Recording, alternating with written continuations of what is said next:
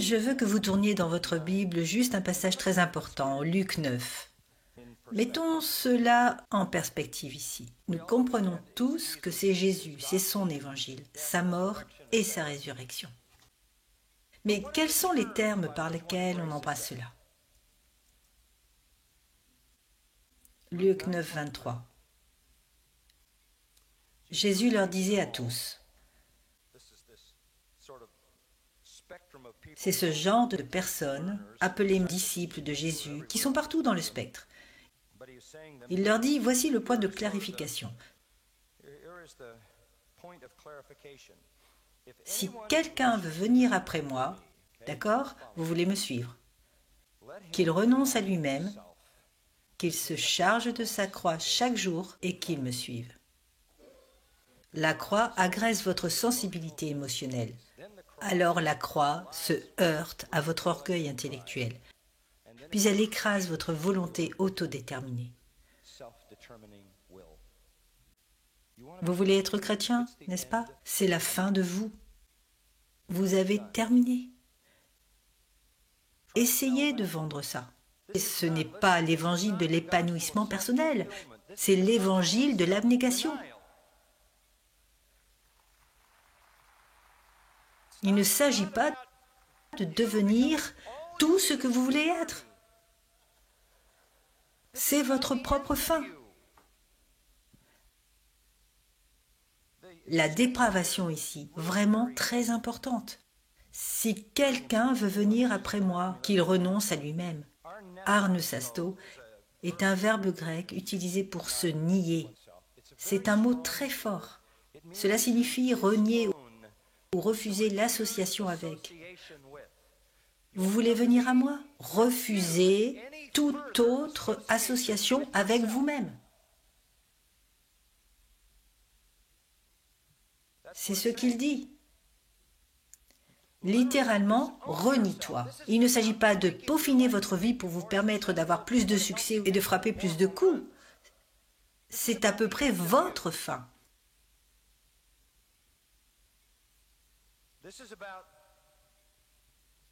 Il s'agit de malheur à moi car je suis perdu, n'est-ce pas?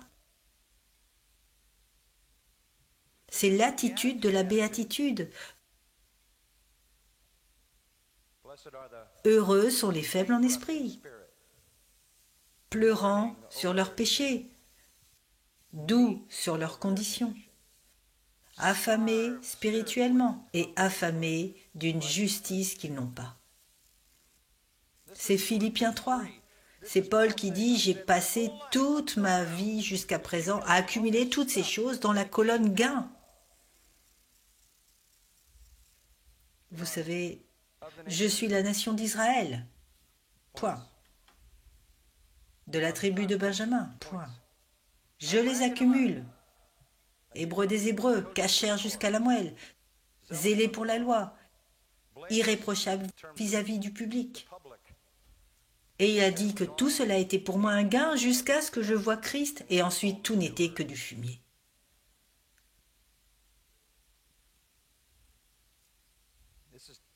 C'est le désir total de se déconnecter de ce que l'on est. C'est l'attitude du pénitent.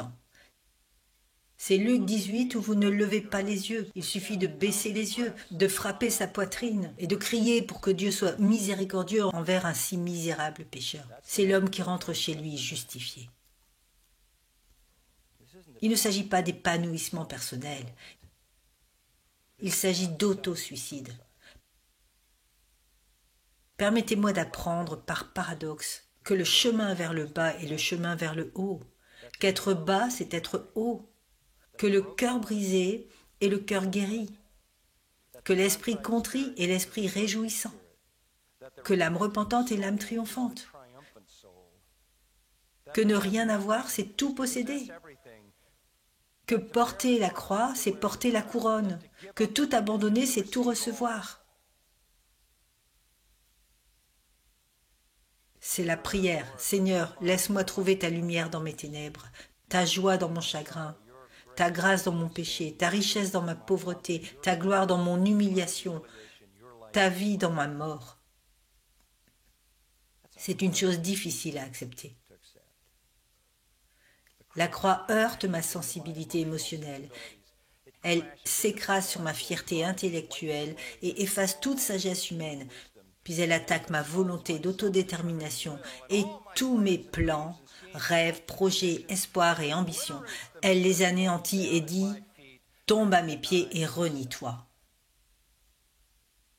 Non seulement cela, dans la mesure où vous prenez votre croix chaque jour. S'il vous plaît, ce n'est pas une déclaration mystique et spirituelle. Il ne s'agit pas de monter au deuxième niveau de spiritualité ou à la vie plus profonde. Jésus n'était pas mystique. Que dit-il ici? Il savait ce qu'était une croix. Si vous dites à quelqu'un « prends ta croix », waouh! Que dit Jésus? L'abnégation jusqu'au martyre, si c'est ce que je demande.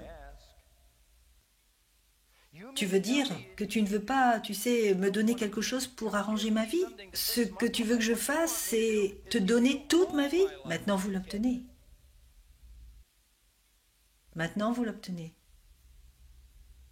Et vous devez le faire chaque jour. Paul a dit, je meurs chaque jour. Je sais que cela pourrait être le dernier jour de ma vie. Il ne parlait pas de quelque chose de mystique. Chaque jour qu'il se réveillait, il savait qu'un des complots des Juifs ou des gentils qui avaient été ourdis dans leur esprit aurait pu se concrétiser chaque jour. Il a probablement traversé ses propres funérailles des milliers de fois, anticipant la mort.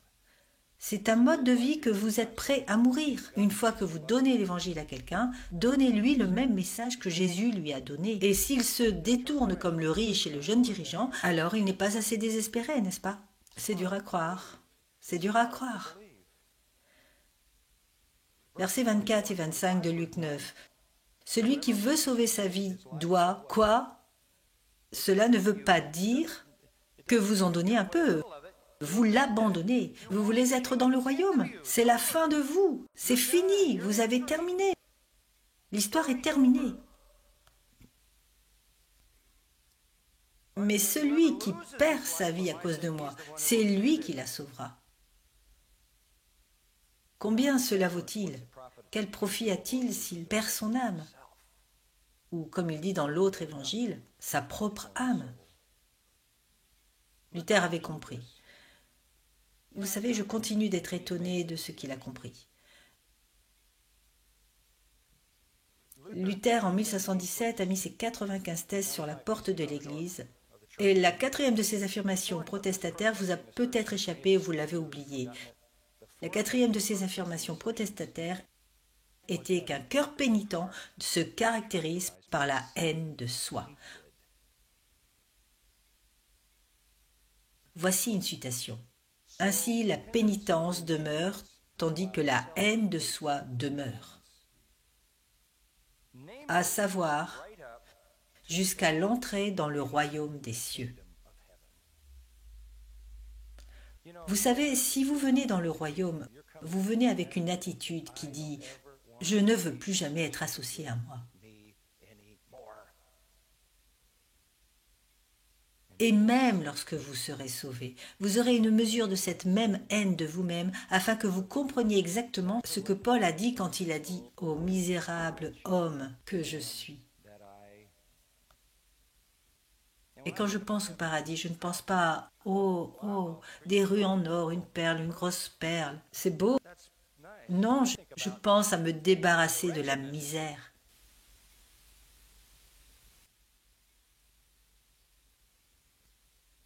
Il s'agit de la haine de soi.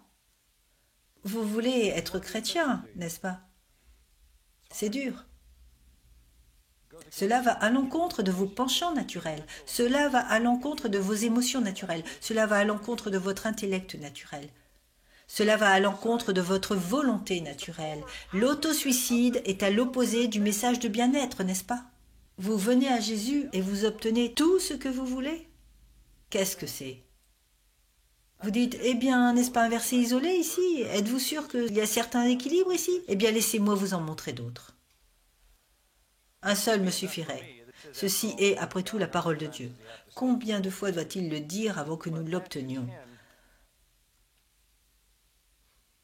Mais Matthieu 10, ne pensez pas que je sois venu apporter la paix sur la terre. Je ne suis pas venu apporter la paix mais l'épée. Je suis venu opposer l'homme à son père et à sa fille et à sa mère. Les ennemis d'un homme seront les membres de sa maison. Celui qui aime son père ou sa mère plus que moi n'est pas digne de moi. Celui qui aime son fils ou sa fille plus que moi n'est pas digne de moi. Celui qui ne prend pas sa croix et ne me suit pas n'est pas digne de moi. Celui qui a gagné sa vie la perdra, mais celui qui a perdu sa vie à cause de moi la retrouvera. Une partie de l'abnégation signifie le déni des relations qui vous sont les plus précieuses. À quel point voulez-vous désespérément entrer dans le royaume de Dieu? À quel point désirez-vous désespérément la vie éternelle? À quel point voulez-vous désespérément le pardon? En voulez-vous assez pour nier les relations les plus naturelles et les plus précieuses? Maintenant, cette chose attaque mes émotions, elle attaque mon esprit, elle attaque ma volonté et elle attaque mes relations.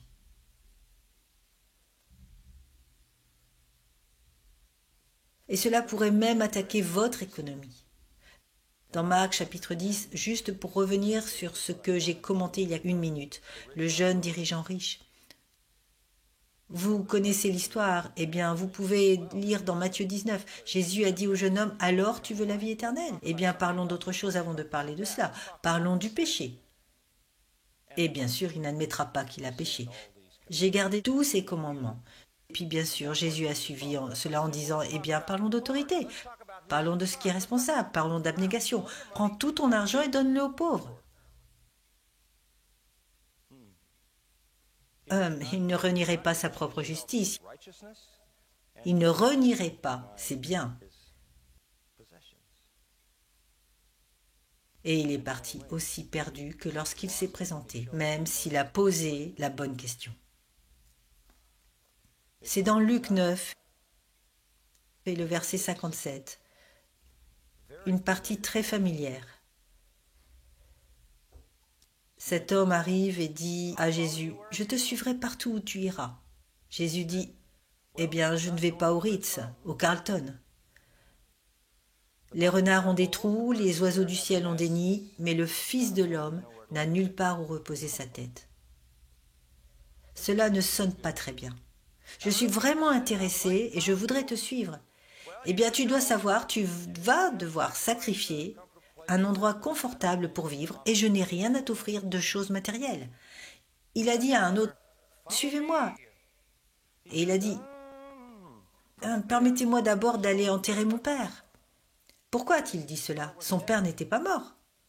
Pourquoi a-t-il dit cela? Il vient d'entendre la conversation précédente. « Laissez-moi rentrer à la maison et j'attendrai que mon père meure et me laisse l'héritage. Puis je viendrai te suivre. Après tout, tu viens de dire que tu n'as pas d'argent. » Et il lui dit, « Laisse les morts enterrer les morts. Et toi, va proclamer partout le royaume de Dieu. Et laissez tout cela derrière, héritage, parents, famille. » Jésus dit, le royaume de Dieu, c'est une question d'abnégation. Ce n'est pas l'évangile qui vous donne tout ce que vous voulez dans ce monde. C'est l'évangile qui prend tout ce que vous êtes et tout ce que vous avez. Et puis le Seigneur vous rend ce qu'il juge approprié. En fait, dans Jean 12, 25, Jésus a dit, « Celui qui est sa vie dans ce monde la gardera pour la vie éternelle. » Celui qui est sa vie. Ce n'est pas facile. C'est une porte étroite. Matthieu 7. C'est une porte étroite. C'est difficile à trouver et il y en a peu qui le trouvent.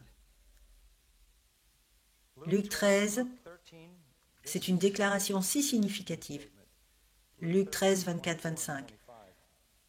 Efforcez-vous d'entrer par la porte étroite. Efforcez-vous, agonisez. Ce n'est pas facile. Agonisez. Alors, cette déclaration étonnante, pour beaucoup, je vous le dis, vous chercherez à entrer et vous ne pourrez pas. C'est si difficile que vous ne pouvez pas le trouver. Si vous le trouvez, vous ne pouvez pas le traverser. Pourquoi est-ce si difficile? Je penserais que vivant dans un climat évangélique en Amérique, devenir chrétien est facile. Non, ce n'est pas facile. C'est difficile. À quel point? Impossible. Saviez-vous que j'allais là-bas? C'est impossible. Je veux dire, c'est juste massacrer tout ce qu'il y a autour de nous. Quand vous regardez l'évangélisme, que font-ils? Ils essaient de créer quelque chose qui fait appel à l'émotion, à l'esprit, à la volonté, aux relations des gens, afin qu'ils puissent s'accrocher à tout cela et quand même entrer dans le royaume. Et d'une manière ou d'une autre, nous les influencerons. Non, le seul moyen d'entrer dans le royaume, oubliez l'influence. Personne n'est sauvé par l'influence. Ils sont sauvés par l'évangile et c'est l'évangile. L'évangile est un évangile d'abnégation. Le message est clair. Pourquoi est-ce si difficile? Pourquoi beaucoup cherchent-ils à entrer et ne le peuvent-ils pas? Parce que l'abnégation est si difficile. Parce que le moi est tout ce que le pécheur connaît.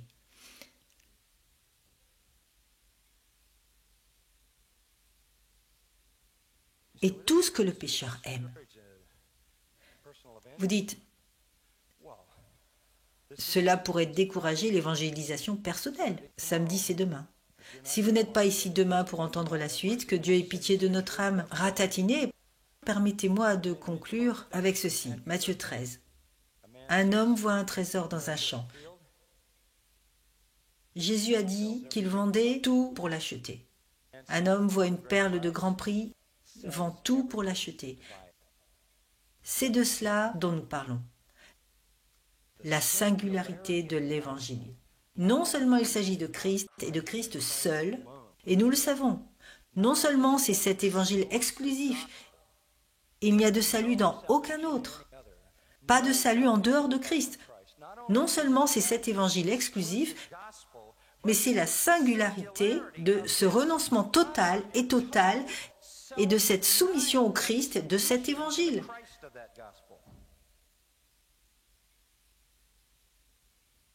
C'est un message honteux. Il agresse simplement l'homme naturel. Stigmate honteuse, simplicité honteuse, singularité honteuse. Et le reste, je laisse à demain. Vous allez aimer. Nous allons aboutir à la grande doctrine de l'élection.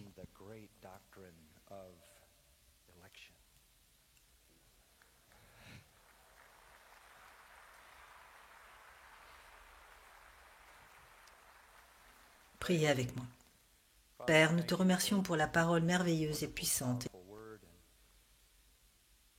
Et nous sommes tellement bénis d'avoir le privilège d'être dans cette grande conférence et d'être exposés à ces hommes de Dieu doués et fidèles qui proclament la parole. Nous prions, ô Dieu, que tu prennes la vérité de cet évangile et puissions-nous non seulement y croire, afin que nous vivions des vies de soumission totale au Christ, mais l'ayant cru dans nos propres vies, puissions-nous être fidèles à le proclamer de manière pour que d'autres puissent venir dans ce lieu d'impossibilité et voir la main puissante de Dieu. Attire-les à travers leur résistance naturelle dans la lumière glorieuse de l'évangile de Christ. Et nous te demandons de nous bénir afin que le royaume puisse avancer alors que nous proclamons fidèlement ta parole. Amen.